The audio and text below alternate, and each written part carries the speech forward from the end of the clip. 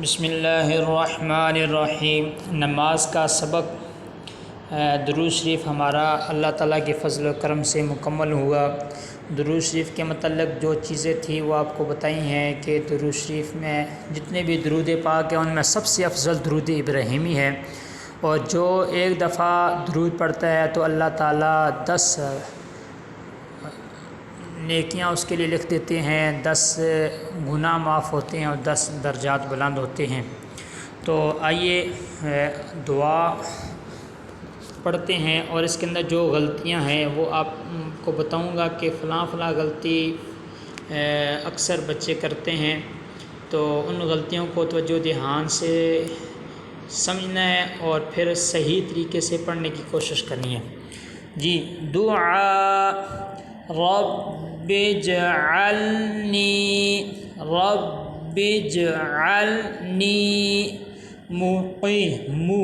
مقیم الصلاۃ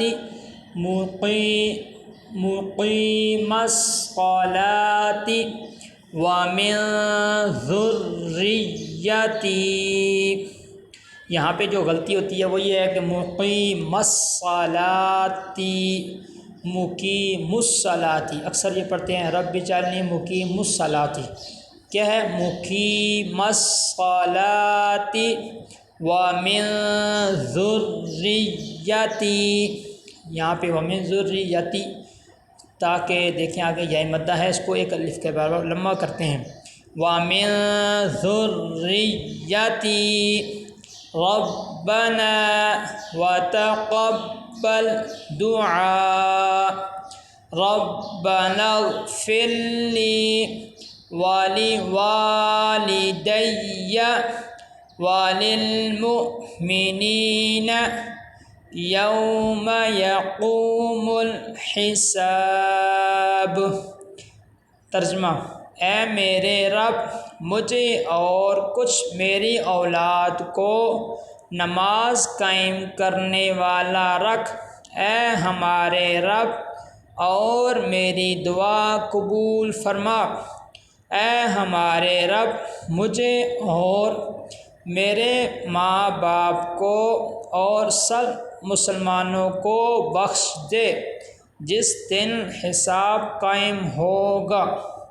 ایک دفعہ پھر وائز کراتا ہوں، رب اجعلنی مقیم الصلاۃ ومن ذریتی ربنا وتقبل دعاء ربنا اغفر لی ولوالدی